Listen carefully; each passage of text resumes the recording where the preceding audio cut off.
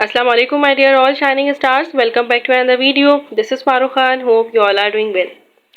आज की वीडियो का टॉपिक है muscle fatigue, cramps, tetani and tetanus. ये लेक्चर है चैप्टर 16 सपोर्ट एंड मूवमेंट का। हम ऑलरेडी इस चैप्टर के बहुत से लेक्चर्स कर चुके हैं। इसके क्वेश्चन आंसर्स भी हम कर चुके हैं, short, long and MCQs to.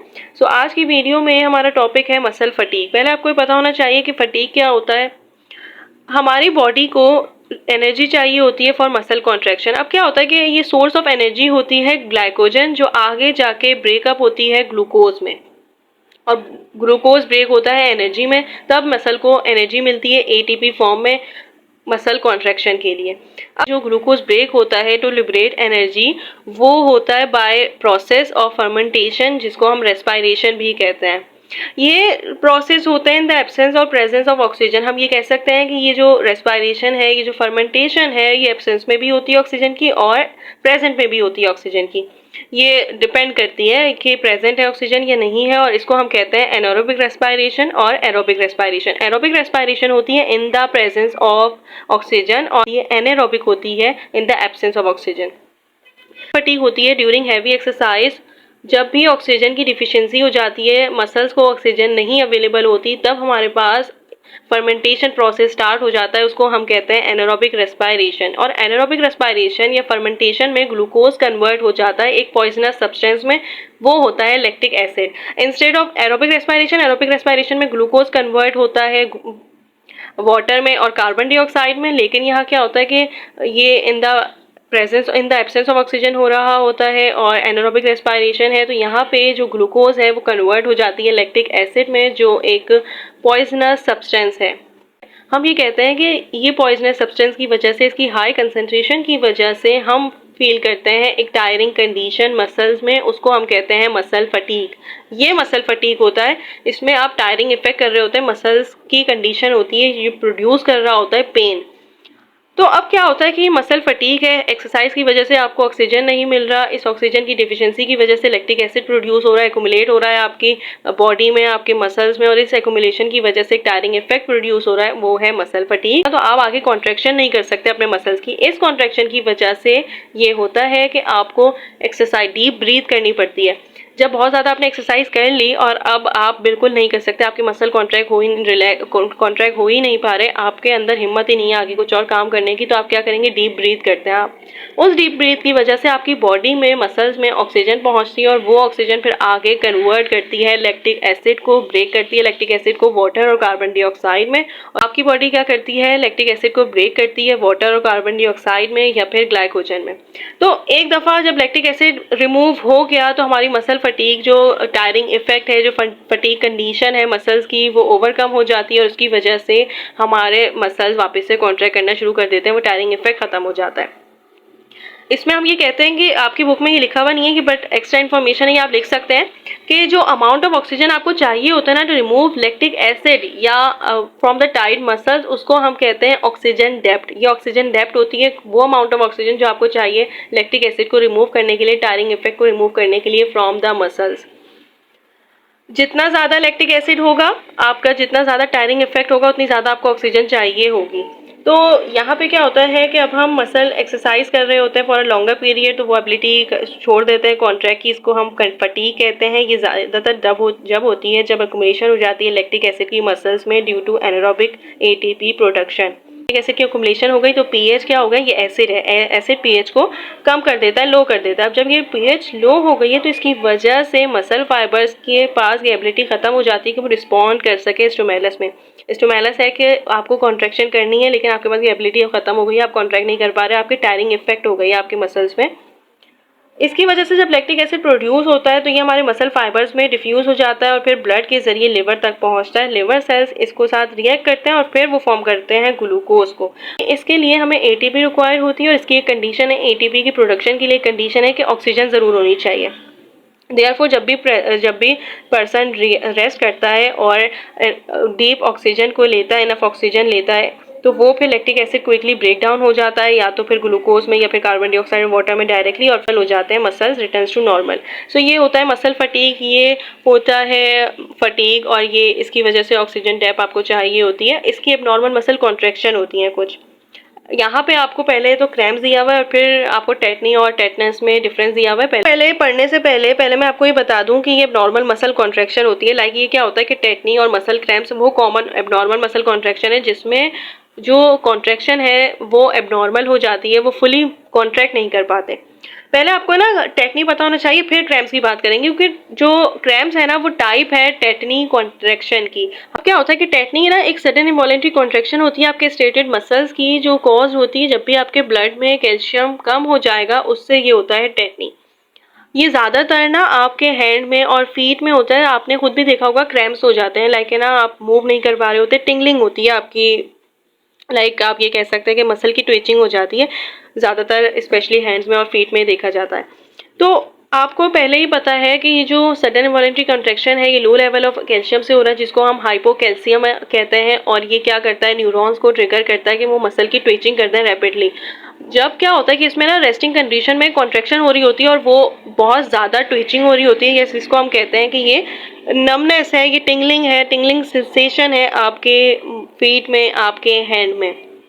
Urdu में ये भी कहते हैं ना कि मोच आ गई है, तो वो क्रैम्प होता है। ये भी एक टाइप है टेटनिक कॉन्ट्रैक्शन की, और इसमें क्या होता है कि इसमें भी डिस्ट्रप्शन होती है balance of calcium in the blood. हम इसमें भी यही कहते हैं कि ये क्रैम्प्स होते हैं, ट्विंचिंग होती है और टिंगलिंग होती है। आपके टोज में हो सकती है, आपके फिंगर्स में हो सकती है, आपके फीट में, हैंड में हो सकती है, और ये कॉमनली इसको मसल पुल कहते हैं।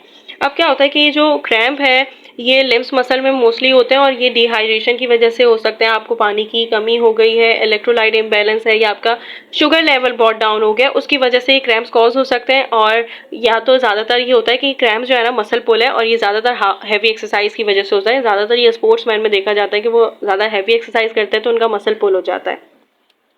तो ये पेनफुल स्टिफनेस होती है मसल में due to sudden voluntary contraction. Person feel sudden tightness as the have, person feel करता है टाइटनेस उनकी मसल की कॉन्ट्रैक्शन में जब वो फ्लेक्स कर रहा होता है मसल्स को। लाइक एक बाइसेप होता है, ट्राइसेप होता है। बाइसेप्स तो आपने देखा भी होगा, ज़्यादातर मेल मोस्टली कर रहे होते हैं।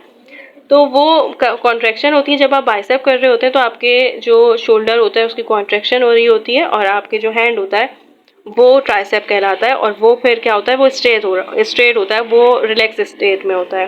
तो ये एंटागोनिस्ट मसल्स होते हैं, एक रिलैक्स हो रहा होता है, एक कॉन्ट्रैक्ट हो रहा होता है। यहाँ पे होता है कि मसल क्रैम्प्स के पास सेवरल कॉजेज होते हैं। इसका ये मतलब होता है कि या तो ओवर यूज कर लिया है, हैवी एक्सरसाइज ज़्यादा कर ली है, ओवर यूज कर लिया आपने मसल्स का एक्सरसाइज में, डिहाइड्रेशन हो गई है, low level of minerals, like mostly calcium की बात होती है, लेकिन यहाँ पे पोटेशियम, सोडियम, मैग्नीशियम भी लिखे हुए हैं। लो ब्लड शुगर हो गई है, तो उसकी वजह से ज़्यादातर ये क्रैम्प्स कॉज होता है। इसके ज़्यादातर कॉजेज यही हैं, और इसकी वजह से ये भी होता है कि फिजिकल एक्टिविटीज़ की वजह से, ड्यूरिंग फिजिकल एक्टिविटीज़ ये सारे काम होते हैं। इसमें ज़्यादातर आप यूजली इसको, मतलब इसका ट्रीटमेंट ये है कि ट्रीटमेंट इसकी ऐसे होती है कि आप या तो स्ट्रेच करें या अपने मसाज करें अपने जो मसल्स हैं जहाँ पे आपको दर्द हो रहा है, ये इनवॉलेंट्री कॉन्ट्रैक्शन हो गई है, उसमें आप मसाज करें या फिर अप्लाई करें हीट को या आइस को मसल्स में। तो वो उसकी वजह से आप अपने मसल, अपने क्रैम्प्स को, मसल पुल को ठीक कर सकते हैं। और ये फ्लूइड इफ डिहाइड्रेशन, अगर डिहाइड्रेशन की वजह से हो रहा है तो ज़्यादातर पानी पिएं।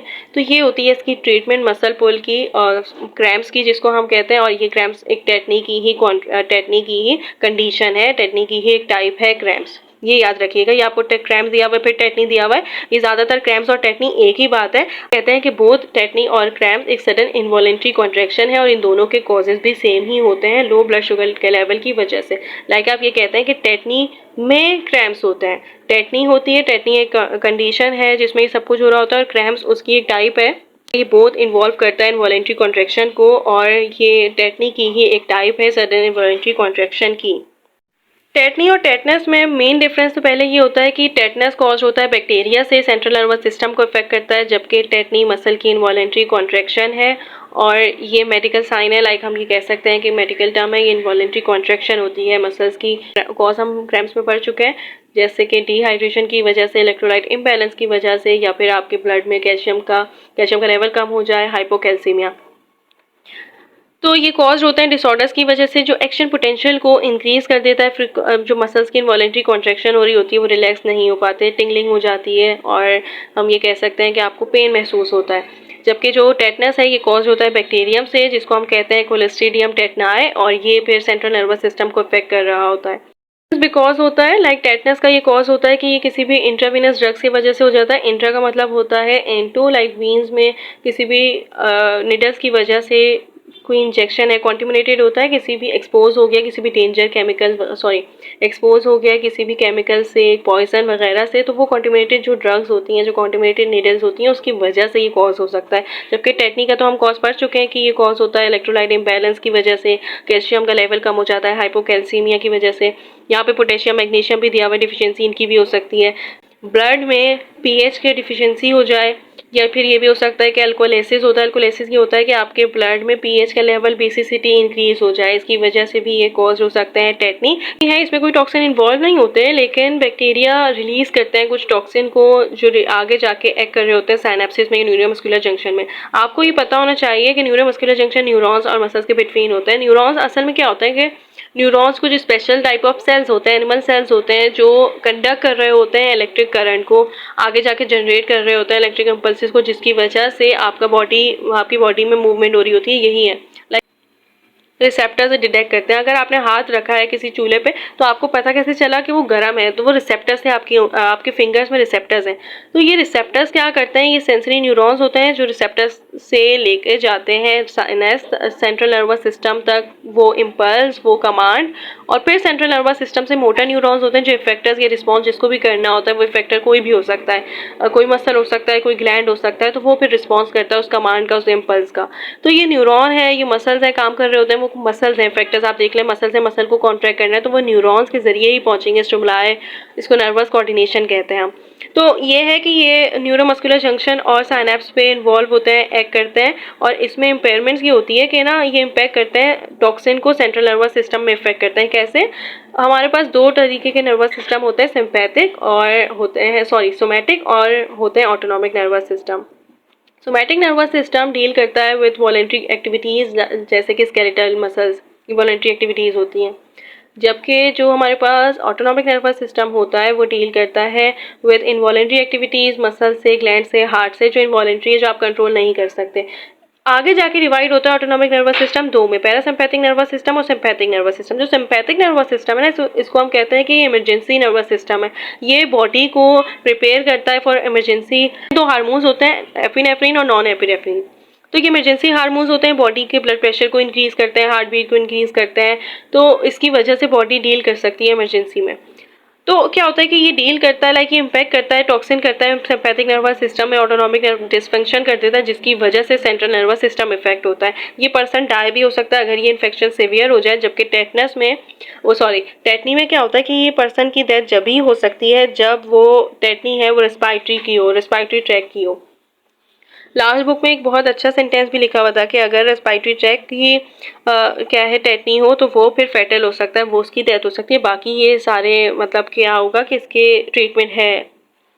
ये कॉज कैसे होता है, तो इसमें सीवियर विटामिन डी की डिफिशियंसी हो जाती है जो एसोसिएट करता है हाइपोकैल्सीमिया में, कॉज करता है टेटनी को, सीजर्स को और क्रैम्प्स वगैरह को। तो ये होता है इसके डिफरेंस। आई होप आप लोगों को समझ आ गए होंगे।